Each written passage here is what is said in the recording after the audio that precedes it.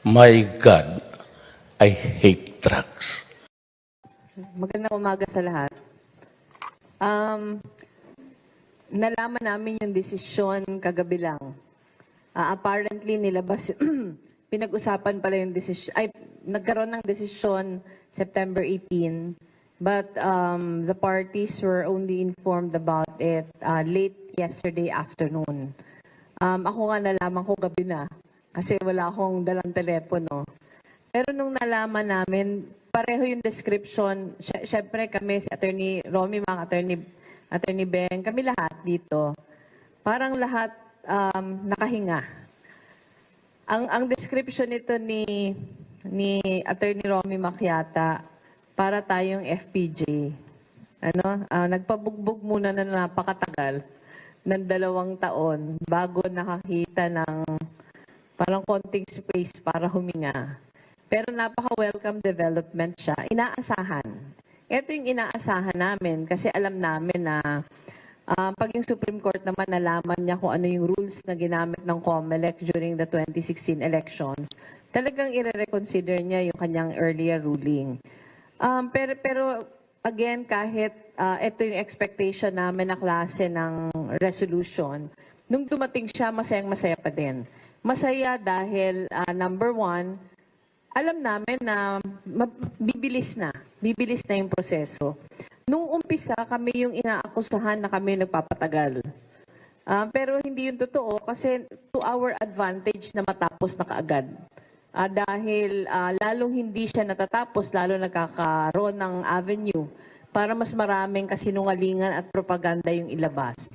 Number two, marami na kaming mga sinabi namin, na hindi alam ng maraming tao kung sino sa amin nagsasabi ng totoo. At pag binasa natin yung ruling, very specific, 21 pages yung ruling, makikita dun sa ruling na lahat ng kasinungalingan, parang nasagot doon. Examples lang nung kasinungalingan, kung naaalala nyo, merong pagkakataon na meron siyang propaganda na lumabas sa maraming mga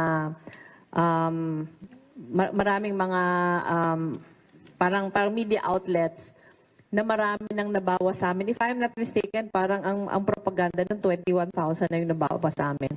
Ngayon, very specific yung korte na nag-agree sa pag-debunk namin noon na wala pang nababawas ng kahit ano sa kahit sino. Wala pang nababawas, wala pang nadadagdag. Kaya masaya kami kasi ultimately kami yung nakita na kami yung nagsasabi ng totoo. Pangalawa, yung sinasabi niya na may tampering, bakit may mga squares sa balos, etc. Sinagot din yun. Sinagot din ng PET na yun ay feature. Yun ay feature ng 2016 elections. Marami pang iba.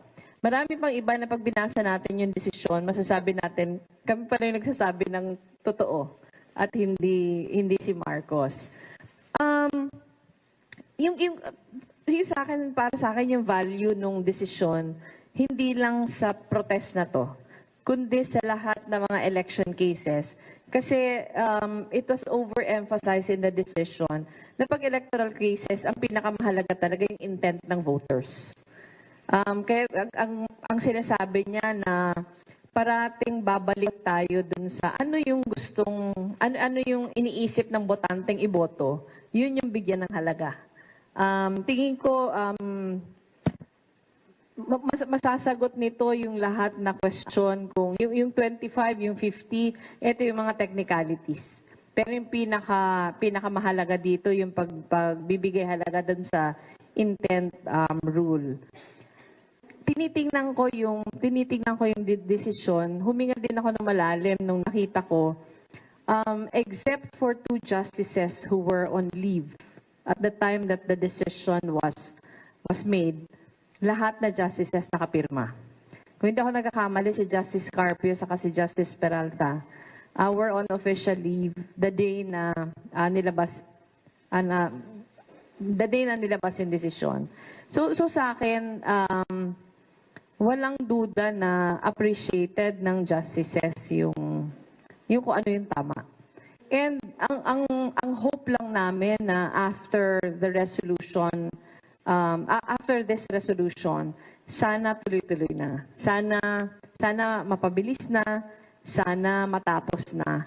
Para makamove on na talaga tayo. Alam namin kung ano yung kakahinatnan nito. At lalong hindi umuusad yung kaso. Lalong nagbibigay ng cloud over everything.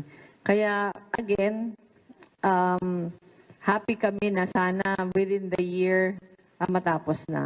Yung usapan naman, tapusin muna yung 3 pilot provinces. Yung 3 pilot provinces, siya din yung bumili.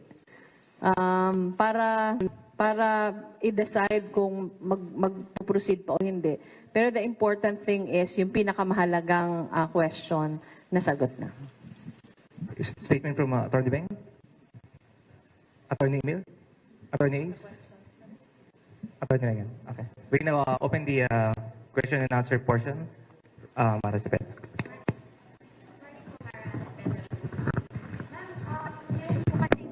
Part of the decision na hindi na-discuss in your opening statement, it's nasa page 19 po ng decision, the decision po of the PET for the head revisors to refer to the election returns to verify the total number of votes pagdating po sa revision of ballot. So, how do we reconcile that po, sir? You're saying that na-sustain po ang 25%, pero parang lumalabas po yung election returns na po yung gagamitin. Kaya nga na-sustain yung 25%. Kaya nagtatali yung sa recount noon kasi hindi nga nila binibilang yung 25%. Kaya pagka nagbilangan sila ng balota, hindi nagtatali yung physical count with the results in the election returns. Kaya ngayon, dahil lang sa nagkaroon na nga ng ganyang ruling at 25%, we are confident that the physical count of the ballots will now tally with the election returns. Kasi noon nga, hindi nagtatali sila dahil sa hindi binibilang yung 25%. But the election returns, when the ballots were counted, the number of votes reflected in the election returns included those ballots in less than 50% threshold. Kaya ang sabi ng Korte Suprema, kailangan i-compare natin ngayon yung election results sa election returns with the physical count of the ballots using the 25% threshold. Ito, Mara, siguro i-clarify lang natin. Parang sinasabi ng COMELEC na nung 2016 elections, nung nagbasa yung mga machines, nakakalibrate na talaga siya to 25%.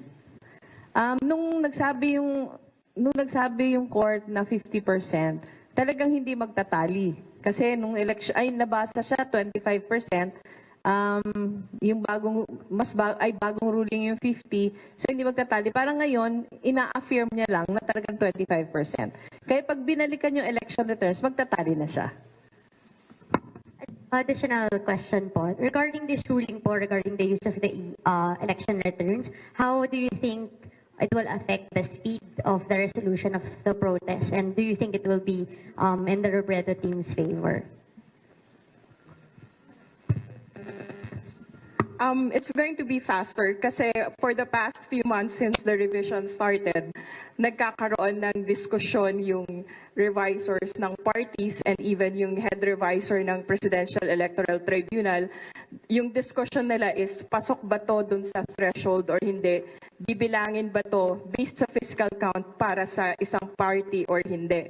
Ngayon, with this ruling by the Presidential Electoral Tribunal na merong express reference sa election return na yun na magiging mas mabilis ang proseso dahil wala nang pagtatalo, bibigyan ng weight kung ano yung resulta ng election based sa election return doon sa pagsesegregate ng mga balota. Pero ma'am, just to clarify lang po, so gagamitin po yung ERs, pero saan po uli papasok yung shading threshold na 25%?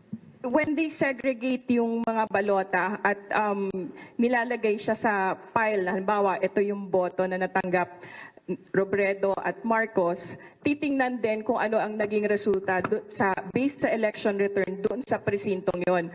Because in the past few months, ang nangyayari, parang nadi-disregard, hindi na pinapansin kung ano yung naging resulta dun sa presinto, nagiging discretion na lang na, pumasok ba to sa 50% or hindi. Thank you po. Hi, ma'am. Hi. Adrian, ayan din po, ABS-CBN. So, ma'am, wala na tayo major hurdle na ine-expect as in talagang tuloy-tuloy na lang yung gagawin ng PET? Hayaan ko yung lawyers magsagot. Pero kaya ako kinuha muna yung mic. Kasi parang yung natatawa kami sa sarili namin earlier. Kasi parang yung 2 years na dumaan, parang lahat na lang bad news for us. Parang ito yung unang good news. Ang tanong namin, parang hindi na kami sanay sa good news. Na ang tanong namin, magkakaroon pa kayo ng bad news? Pero siguro si Attorney Beng saka si Attorney Romy Mac yung sasagot. Para sa akin, hindi good news yun, ma'am, kundi very good news. Ano yung tanong mo, Arian? Kung may meron pa bang major hurdle tayong ine-expect? Well, para sa akin, wala na kaming pinangangambahan ngayon. Kasi lahat ng mga issues na inihain nila doon na kami daw ay nandaya o may pandaraya, yung halalan, ay halos sinagot lahat Yung wet ballots. Bakit may mga wet ballots? Bakit may mga wet ballots? So sabi ng Supreme Court, kung merong wet ballots, gamitin mo ang ballot images. Walang problema yan because the ballot images are authentic documents na pwedeng pagbasehan. At yung sinabi ng Supreme Court na nag-o-object ngayon si Mr. Marcos dun sa paggamit ng ballot images. Sabi ng Supreme Court, bakit ka mag-o-object?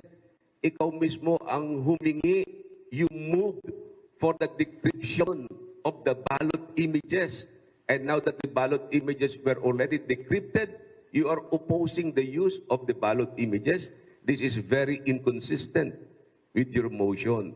Kaya wala na kaming problema dyan kasi kahit mangyari sa mga balotang yan, kahit mawala na lahat ang mga balotang yan, andun pa rin yung ballot images because the ballot images would now constitute as the best evidence of the results of the election.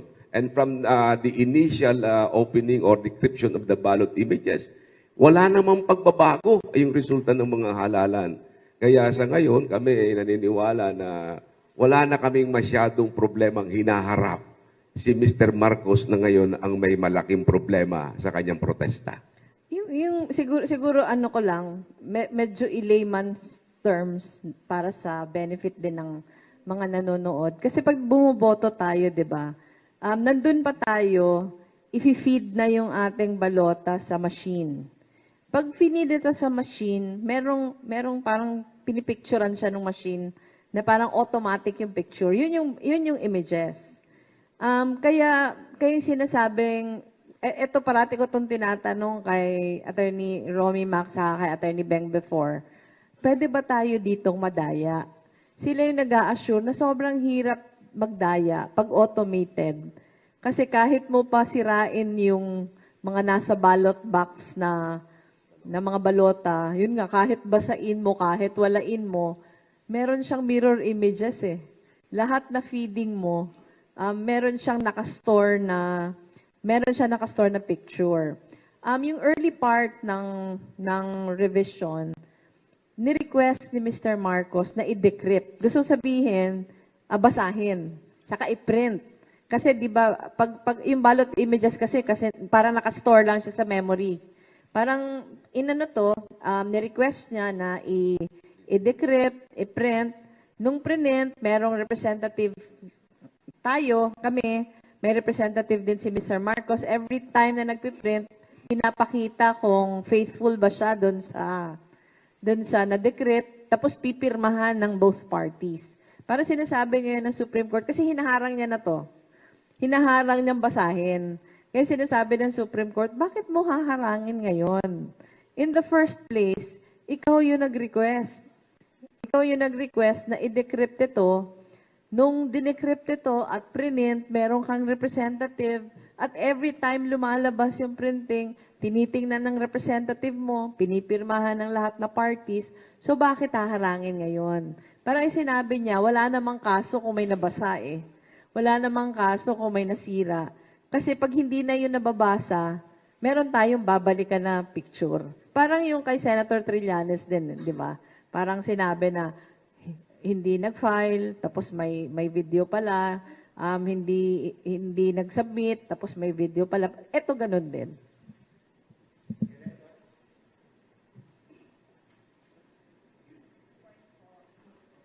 Helen Flores, Philippine Star. Attorney Mac, could you update us on the ongoing manual recount? Where are we now? Because I heard that we're done with the Camarines Sur recount and we're done with the retrieval of ballots from Negros Oriental. Could you update us? As of now, patapos na po yung Iloilo. We were expecting it to finish by Friday, kaya lang bigla sa paglabas po ng resolution na to ng Presidential Electoral Tribunal, sinuspend nila yung revision simula ngayon hanggang Friday para i-retrain yung revisors. So by next week, inaasahan namin matapos na yung Iloilo.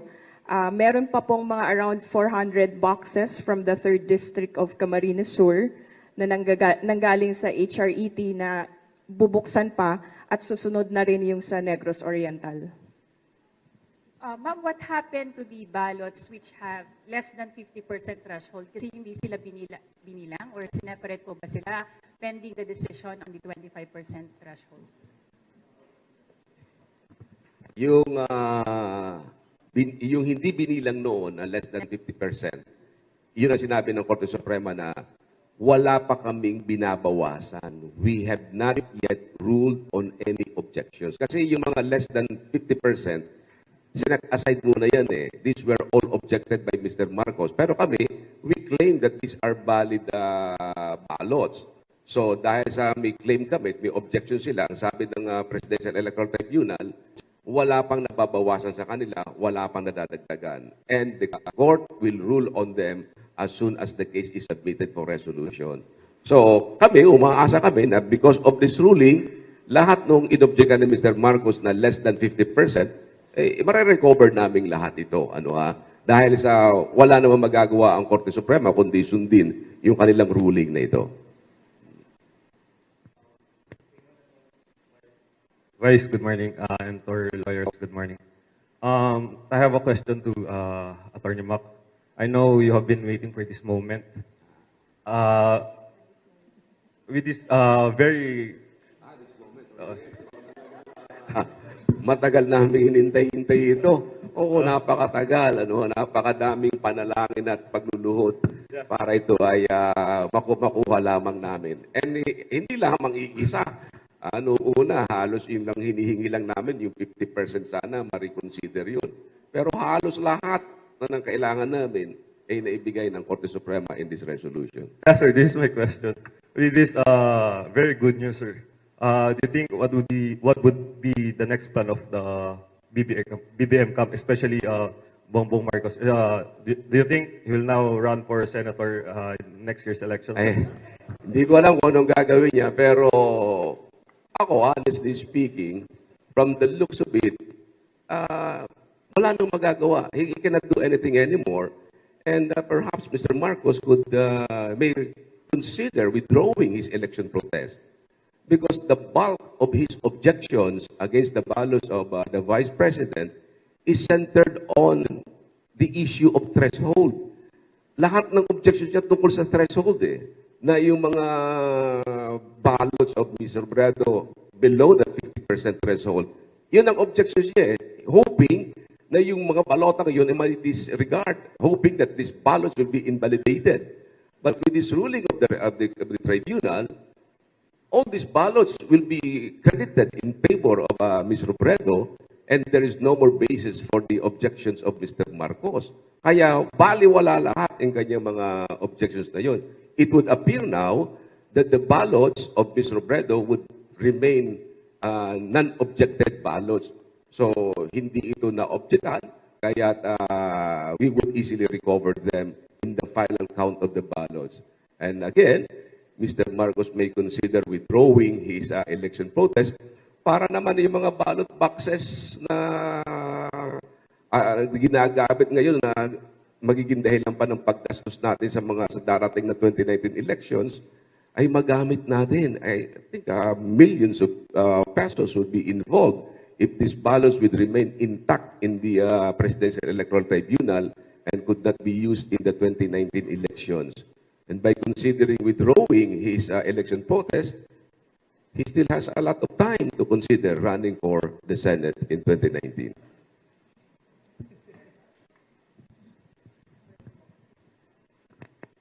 Hello, good morning po, ma'am. Yaneska from GMA News Online. You mentioned about Marcos being relentless in his bid to propel himself to power. Do you see him appealing this ruling because dun sa first round, kayo yung nagkaroon ng setback and you appealed by citing the September 2016 resolution and letter of the COMELEC to the Supreme Court kasi sabi ng SC, they are not aware of the 25 and apparently they are. So, you see similar room for Bongbong? I mean, mayroon bang butas tong resolution na to that he can, kumbaga, cite in his appeal or kumbaga spotless na po ito? Kung titingnan natin yung resolution mismo, parang the last nail in the coffin has been, di ba, has been put in place. Pero alam kasi natin si Mr. Marcos, gagawin yung lahat kahit hindi na totoo para ma-pursue yung path niya para sa kapangyarihan. So it is always possible na gagawin niya pa din. Pero kung ang pagbabasehan natin yung ruling mismo, yung ruling nga is so much more than what parang what we were expecting. Ang expectation namin, yung ruling only on the threshold. Pero parang na pinagdesisyonan niya na yung lahat na contentions na ni-raise o maaari pang i-raise. So, sa amin, wala na kami nakikitang pwede pa. Yung sa akin lang, sana hindi na ma-waste yung time ng court, sana hindi na ma-waste yung time ng iba pang mga tao, yung resources ng gobyerno, sa paghahanap ng, tingin ko hindi naman paghahanap kasi alam niya naman na wala siyang mahahanap. Pero kung pagbabasehan kasi natin, yung first day na inihain niya yung complaint, paiba-iba na yung grounds. Masyado nang marami ng grounds na, halimbawa itong threshold, ano lang naman to nag-surface ito, nung nagsa-start na yung protest. Yung pinaka-ground niya nung umpisa, wala na, parang nasagutan na each and every time. Hindi naman pwede na gagamitin yung resources ng gobyerno.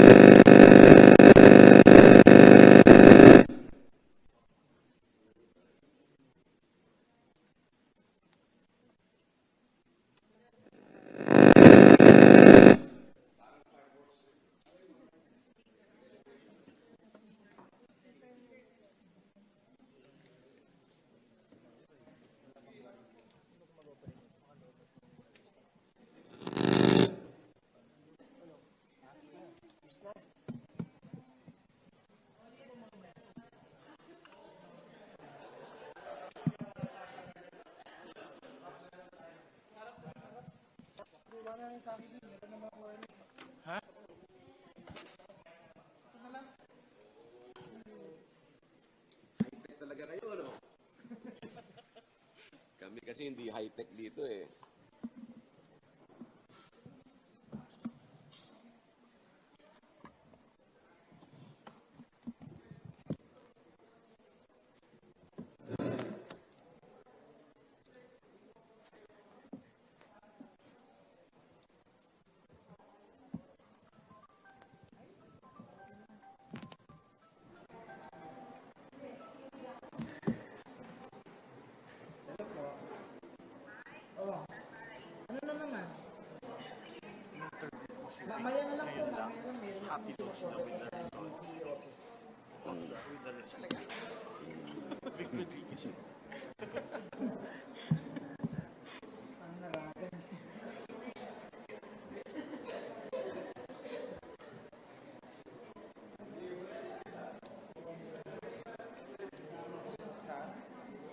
Okay na?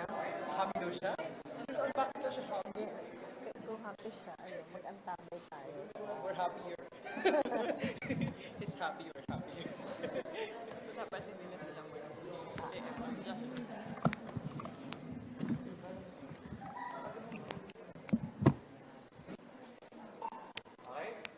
Mas happy tayo. Boom. Pwede ko i-mention? habang kasing nag-aayos tayo ng sound system, Tatanggap kami ng sabi ni Boom, may statement na si Mr. Marcos through Attorney Vic Rodriguez na they are happy with the decision. Ang sabi ko lang, we are happier. So pag ganon, ang expectation natin, wala nang further na discussion on this particular issue. So baka finally, uusad na yung kaso. At alam natin na pag umusad yung kaso, madidismiss na to.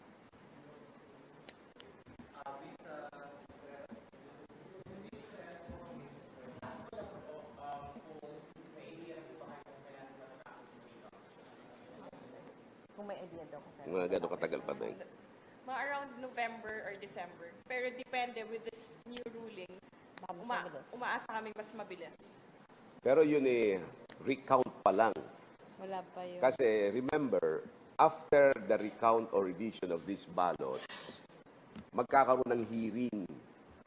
The Presidential Electoral Tribunal will conduct a hearing through the appointed hearing commissioners where the parties will submit their evidences. Yung mga parties, una si Mr. Marcos maghahain siya ng kanyang ebidensya para patunayan na he was able to recover substantially from the 3 provinces. Pag nag-submit siya ng ganong kanyang mga ebidensya, yun ay aabutin pa yun siguro ng mga mahigit 1 buwan just to submit his evidence.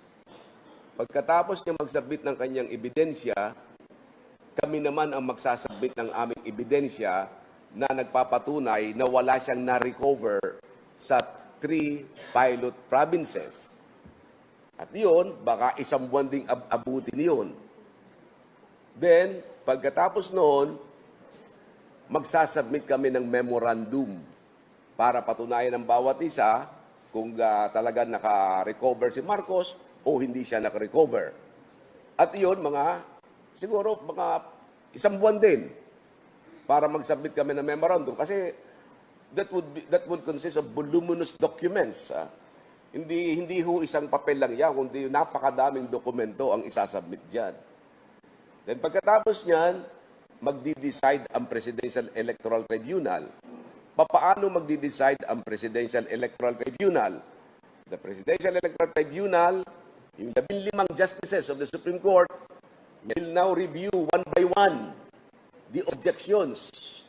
Ay ilang objections yan? Hundreds of thousands of objections bago yan matapos ng Presidential Electoral Tribunal. Bigyan mo sila ng 3 buwan para matapos, which is very, very fast already. Even the Constitution, they given 2 years to resolve. Pero kahit na 3 buwan, you can just imagine kung gaano katagal yan. And we are only talking here of the 3 pilot provinces. Anong ibig sabihin noon? Kapag nag-decide ang Presidential Electoral Tribunal, the only decision will center on the issue of whether or not Mr. Marcos was able to recover from these 3 pilot provinces. And what is the significance of the recovery?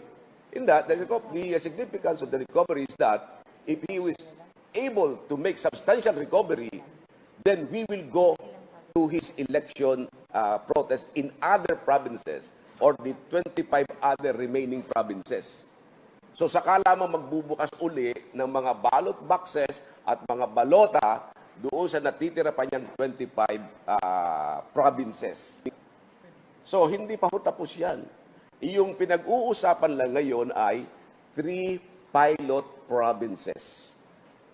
So, kung sakali naman na sabihin ng Korte Suprema, ay Mr. Marcos, wala ka namang na-recover dito sa 3 probinsyang ito, the tribunal will just dismiss his election protest. So, don't expect na magtapos ito, ay tapos na yan. Hindi ho, matagal pa ho yung prosesong yan. At hindi yan dahil sa kami nagdi-delay because that is the procedure that is adopted in resolving cases before the Presidential Electoral Tribunal.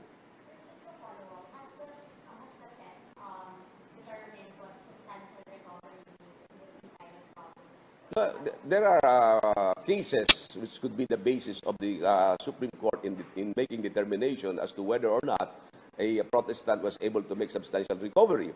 For instance, here in the 3 provinces, we could recover at least siguro mga 50,000 ballots, baka sabihin meron siyang substantial recovery.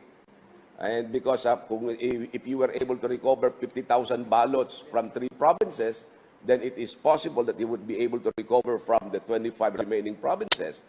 And since the vote lead of the Vice President is 260,000 votes, isasabihin niya na meron siyang substantial recovery. But we are very, very confident na he could not make any substantial recovery. With this ruling of the tribunal, the results of the revision will only confirm the results of the count made by the vote counting machines. And remember, this process only involves recount of the ballots. From the 2010 automated election up to the present automated election, wala pang nanalong election protest on the basis of recount of the ballots. Pagbuhat ng 2010 na magkaroon tayo ng automated election, wala pang nananalong election protest on the basis of the recount. Mr. Marcos is now relying on recount of the ballots. And following the results of the election protest filed since 2010 up to the present, I am very, very confident that if his only ground is the results of the recount of the ballots, he will not win his election protest. It will suffer the same fate and is suffered by the previous election protests filed since 2010 up to the present. Wala pa pong nananalong election protest base sa recount of the ballots. Bakit hindi nananalo? Kasi lahat ho ng election protest from 2010 up to the present, pag nag-recount ng mga balota, yung results of the physical count of the ballots tallied with the results generated by the automated counting machines. Kaya ako naniniwala na kung recount lamang pinag-uusapan, and that is what is being asked by Mr. Marcos, ganun din ang mangyayari sa kanyang election protest. Madidismiss lang po yan at gagastos lang siya ng malaki sa kanyang election protest. Okay.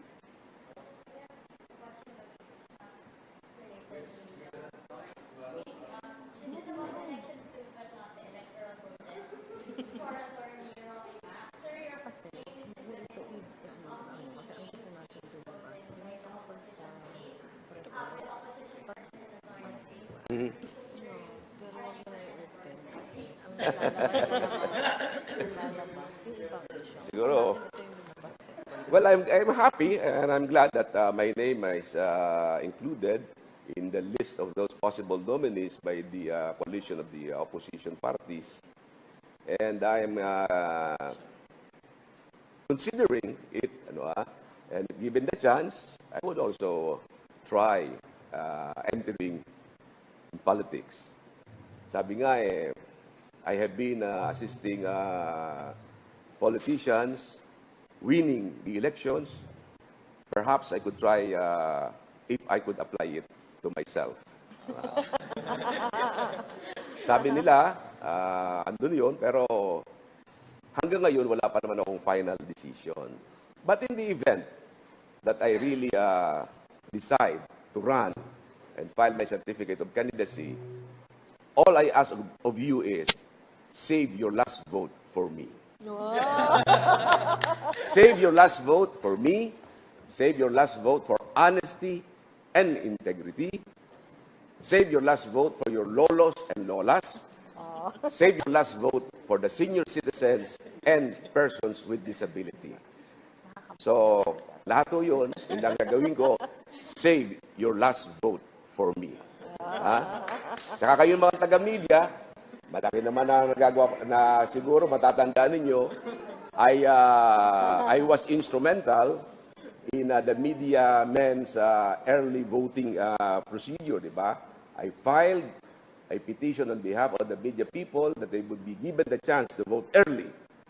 So, in 2019, when you vote, save your last vote for me. Okay? Salamat po.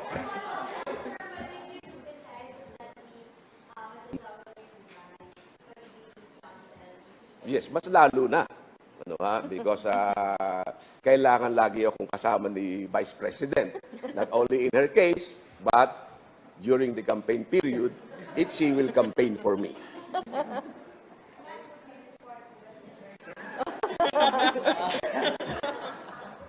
Ako kasi yung pagkuha namin sa kanya, that was a vote of confidence already.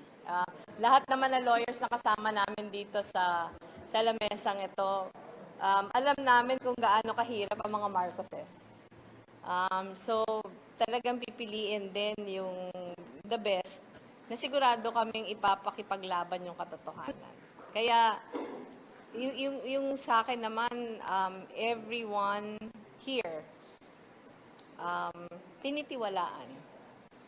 Si Attorney Romy Mac, ayan tuloy, Mara, nakaisip na tuloy siya ng hashtag. Dahil tinanong mo. Yung sa akin, I think he is very deserving. Siguro yung nakatulong lang doon na we think we're in a good place as far as the case is concerned. So, baka pwede nang mas malaki yung elbow room para i-explore yung ibang options.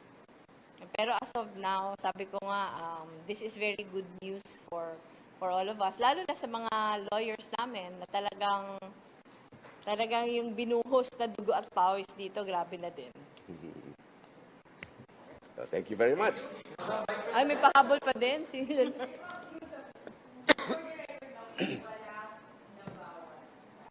Wala.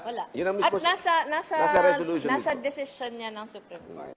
Kaya nung nabasa ko siya actually last night, sobrang happy ako. Kasi nung before, alam niyo naman yun, di ba? Yung naglabas siya ng propaganda, lumabas siya sa maraming tabloids, online platforms, etc. Minimimic yung kanyang propaganda na may nawala na sa amin 21,000.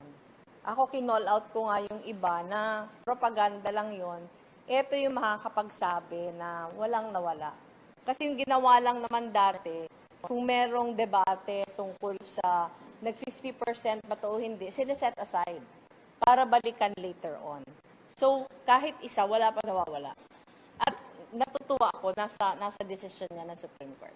First page ng decision, first paragraph ng decision, very clear, sabi ng PET, as already stressed in the tribunal's resolution dated April 10, 2018, during the revision proceedings, there is yet no final deduction or addition of votes.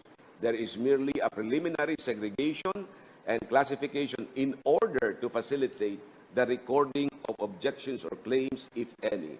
It is only after the tribunal has deliberated and ruled on the validity of the objections or claims that a deduction or addition of votes will take place. Very clear. First page, first paragraph. Thank you very much. Good morning. Salamat. Thank you.